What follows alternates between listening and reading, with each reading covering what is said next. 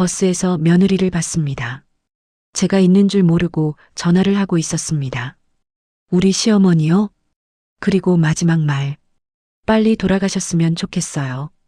버스 맨 뒤에 앉아있던 저는 그 말을 다 들었습니다. 며느리는 끝까지 제가 있는 줄 몰랐습니다. 그날 이후 모든 것이 달라졌습니다. 시장에서 돌아오는 길이었습니다. 처음에는 그냥 지나가는 얼굴이라고 생각했습니다. 오후 버스는 늘 붐빕니다. 저는 맨 뒤에 앉았습니다. 장바구니를 발 밑에 내려놓았습니다. 그때 앞자리에서 익숙한 목소리가 들렸습니다.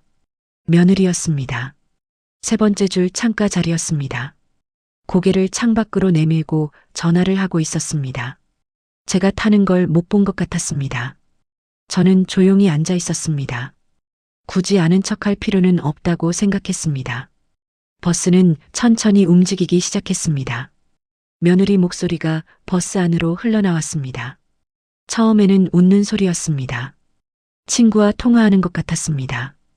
야, 나 지금 버스야. 웃었습니다. 응, 집 가는 길. 저는 그냥 창밖을 보고 있었습니다.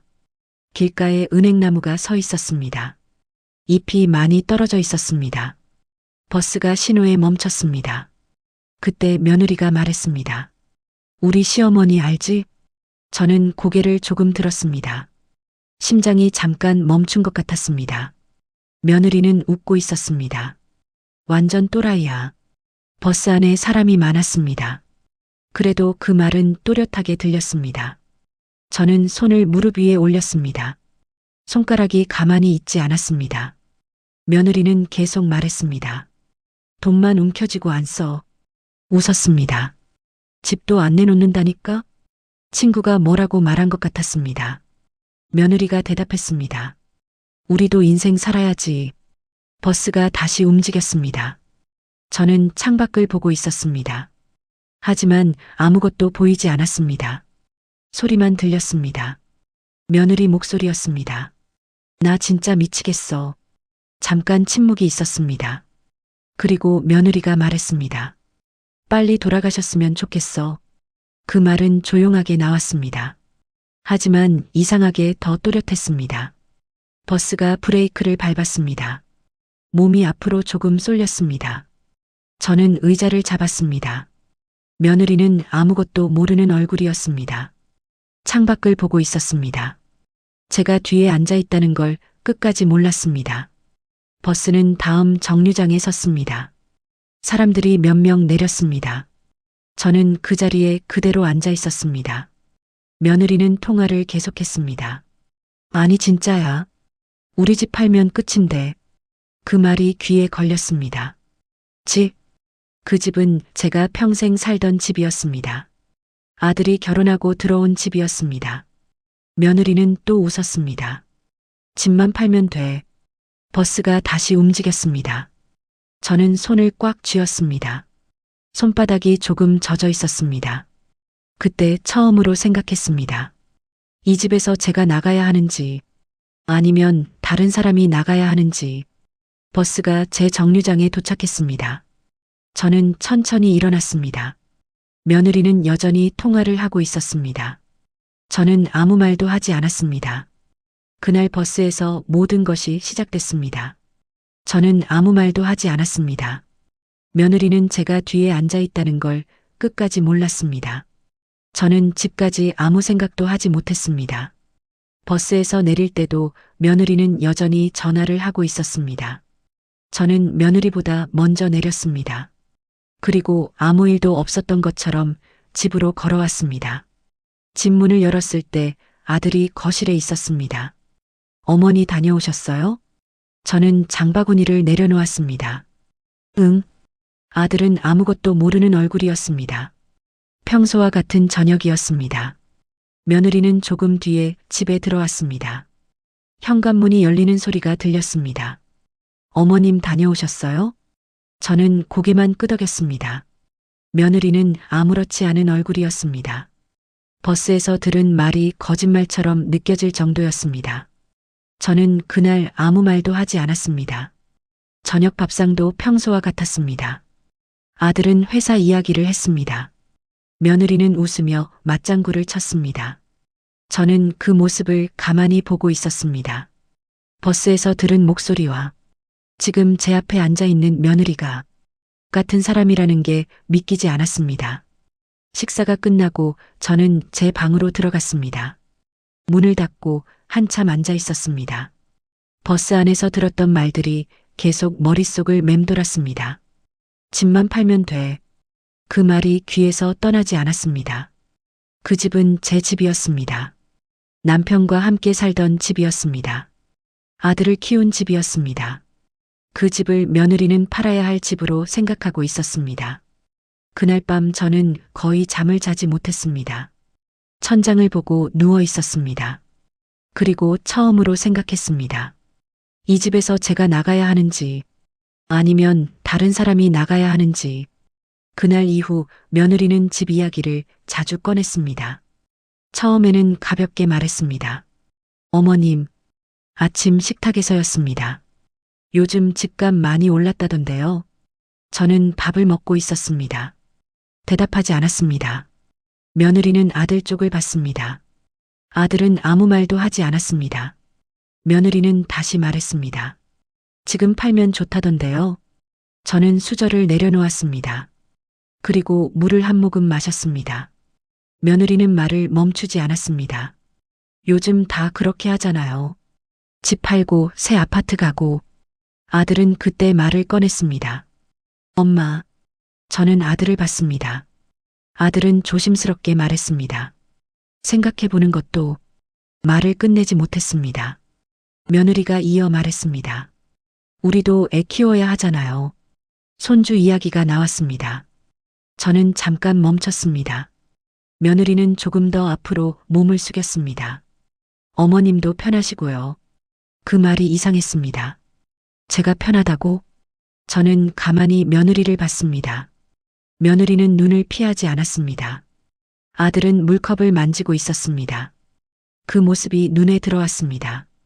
그때 버스에서 들었던 말이 또 떠올랐습니다. 집도 안 내놓는다니까요. 그 말이 지워지지 않았습니다.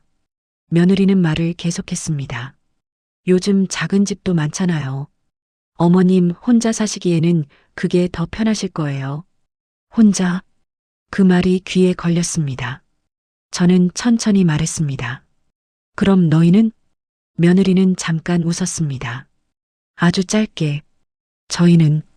그리고 말했습니다. 큰 집 알아보려고요. 거실이 조용해졌습니다. 아들은 아무 말도 하지 않았습니다. 저는 천천히 고개를 끄덕였습니다. 그래. 며느리는 조금 놀란 얼굴이었습니다. 아들도 저를 봤습니다. 저는 말했습니다. 생각해보자. 그날 이후 며느리는 집 이야기를 더 자주 꺼냈습니다. 마치 시간이 없는 사람처럼. 저는 아무 말도 하지 않았습니다. 대신 조용히 생각했습니다. 버스에서 들은 말, 그리고 집 이야기, 두 가지가 하나로 이어졌습니다. 그래서 그날 밤 제가 전화를 했습니다. 오랫동안 연락하지 않았던 사람에게. 그리고 말했습니다. 집 이야기 좀 하려고. 그때부터 제가 준비한 일이 시작됐습니다. 며칠 동안 집 이야기는 계속 나왔습니다. 며느리는 거의 매일 말했습니다. 아침 식탁에서도 저녁 식탁에서도 같은 이야기였습니다. 요즘 집값 좋다던데요. 지금 팔면 좋대요. 새 아파트도 많이 생겼잖아요. 처음에는 조심스럽게 말했습니다. 하지만 점점 말이 빨라졌습니다. 아들도 같이 앉아 있었습니다. 하지만 대부분 말을 하지 않았습니다. 그저 고개만 끄덕였습니다. 그 모습이 눈에 들어왔습니다. 저는 아무 말도 하지 않았습니다. 그저 밥을 먹었습니다. 수저 소리만 식탁에 남았습니다. 며느리는 가끔 제 눈치를 봤습니다. 제가 어떤 표정을 짓는지 확인하는 것 같았습니다. 하지만 저는 아무 표정도 짓지 않았습니다. 며느리는 조금 답답한 얼굴이었습니다. 그날 저녁 며느리가 다시 말했습니다. 어머님, 저는 TV를 보고 있었습니다. 이번 주말에 부동산 한번 가볼까요? 저는 리모컨을 내려놓았습니다. 그리고 며느리를 봤습니다. 며느리는 웃고 있었습니다. 아들도 옆에 서 있었습니다. 저는 잠깐 생각했습니다. 그리고 말했습니다. 그래. 두 사람이 잠깐 멈췄습니다. 아마 그 말을 예상하지 못한 것 같았습니다. 저는 다시 말했습니다. 주말에 밥 먹자. 며느리는 조금 놀란 얼굴이었습니다. 네. 저는 천천히 말했습니다. 다 같이. 며느리는 아들을 봤습니다. 아들도 저를 봤습니다. 저는 말했습니다. 집 이야기하려고. 며느리는 잠깐 웃었습니다. 그 웃음은 예전과 달랐습니다. 조금 기대하는 얼굴이었습니다. 아들은 고개를 끄덕였습니다. 그래 엄마. 저는 다시 TV를 켰습니다. 하지만 화면은 보이지 않았습니다. 생각은 다른 곳에 있었습니다. 며칠 뒤 그 식탁에서 모든 이야기가 끝날 것을 알고 있었기 때문입니다. 며느리는 아무것도 모르고 있었습니다. 제가 이미 준비를 끝냈다는 것을. 주말 저녁이었습니다. 제가 먼저 식탁을 차렸습니다.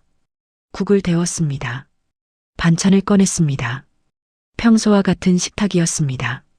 하지만 분위기는 달랐습니다. 며느리는 기분이 좋아 보였습니다. 아들도 조용히 앉아 있었습니다. 손주는 방에서 놀고 있었습니다. 식탁에는 세 사람이 앉아 있었습니다. 잠깐 아무 말도 없었습니다. 수저 소리만 들렸습니다. 며느리가 먼저 말을 꺼냈습니다. 어머님, 저는 국을 뜨고 있었습니다. 며느리는 웃으며 말했습니다. 집 이야기요. 아들도 저를 봤습니다. 며느리는 말을 이어갔습니다. 오늘 이야기하면 좋을 것 같아요. 저는 천천히 수저를 내려놓았습니다. 그리고 말했습니다. 그래. 며느리는 몸을 앞으로 숙였습니다. 아들도 같이 움직였습니다. 저는 의자 옆에 놓여있던 가방을 들었습니다. 가방 지퍼를 천천히 열었습니다. 며느리는 잠깐 멈췄습니다. 아들도 손을 멈췄습니다. 저는 안에서 서류 봉투를 꺼냈습니다. 두툼한 봉투였습니다. 식탁 위에 조용히 올려놓았습니다. 봉투 소리가 식탁 위에서 작게 울렸습니다. 며느리는 서류를 봤습니다. 아들도 같이 봤습니다. 며느리가 먼저 물었습니다. 어머님, 이게 뭐예요? 저는 천천히 말했습니다. 집 이야기 하자고 했지. 며느리는 살짝 웃었습니다. 그래서요? 저는 봉투를 열었습니다. 안에서 서류를 꺼냈습니다. 며느리는 몸을 더 앞으로 숙였습니다. 아들도 서류를 보려고 고개를 기울였습니다. 저는 서류를 식탁 위에 펼쳤습니다. 며느리는 종이를 넘겼습니다. 아들은 한 장을 집어들었습니다. 그리고 표정이 바뀌었습니다. 엄마. 아들의 목소리가 멈췄습니다. 며느리는 아들을 봤습니다. 왜 그래요? 아들은 서류를 다시 봤습니다. 그리고 천천히 말했습니다. 이거. 저는 그때 며느리를 봤습니다. 며느리는 아직 이해하지 못한 얼굴이었습니다. 저는 조용히 말했습니다. 집 서류야. 식탁이 조용해졌습니다. 며느리는 다시 서류를 봤습니다. 그리고 말했습니다. 어머님, 저는 그 말을 끊었습니다. 이미 정리했어. 며느리는 잠깐 멈췄습니다. 아들도 서류를 다시 봤습니다. 그리고 말했습니다. 엄마 이거. 저는 천천히 말했습니다. 집 팔았어. 식탁이 조용해졌습니다. 며느리는 말을 하지 못했습니다. 아들도 서류를 계속 보고 있었습니다. 며느리가 먼저 입을 열었습니다.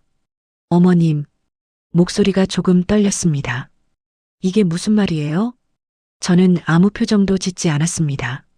그저 서류를 한 번 더 밀었습니다. 집 계약서야. 며느리는 서류를 다시 봤습니다. 종이를 빠르게 넘겼습니다. 눈이 점점 커졌습니다. 어머님, 이거 진짜예요? 저는 고개를 끄덕였습니다. 계약 끝났어. 며느리는 잠깐 말을 잃었습니다. 아들도 서류를 다시 봤습니다. 그리고 말했습니다. 엄마. 아들의 목소리가 작아졌습니다. 왜 그랬어? 저는 아들을 봤습니다.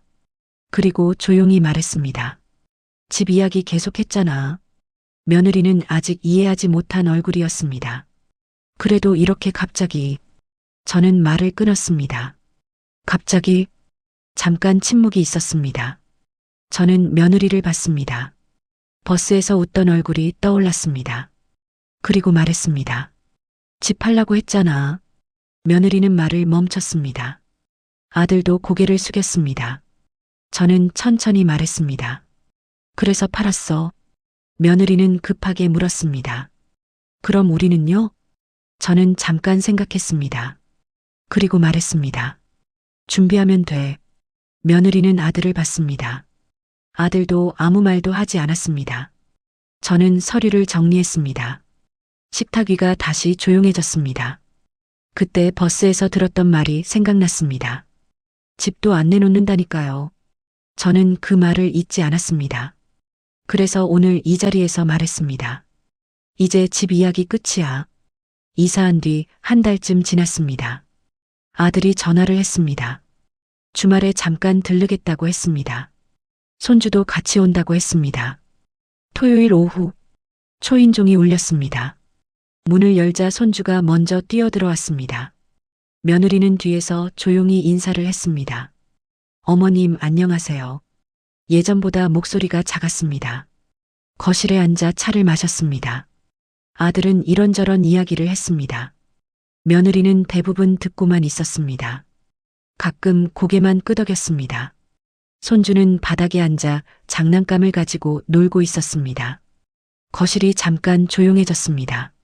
며느리가 조심스럽게 입을 열었습니다.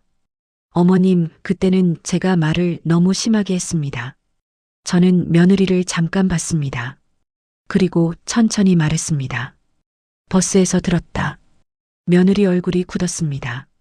손에 들고 있던 컵이 조금 흔들렸습니다. 저는 다시 말했습니다. 내가 있는 줄 모르고 전화하더라. 거실이 조용해졌습니다. 아들도 말을 멈췄습니다. 며느리는 아무 말도 하지 못했습니다.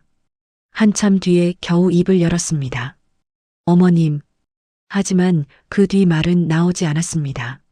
저는 차를 한 모금 마셨습니다. 그리고 말했습니다.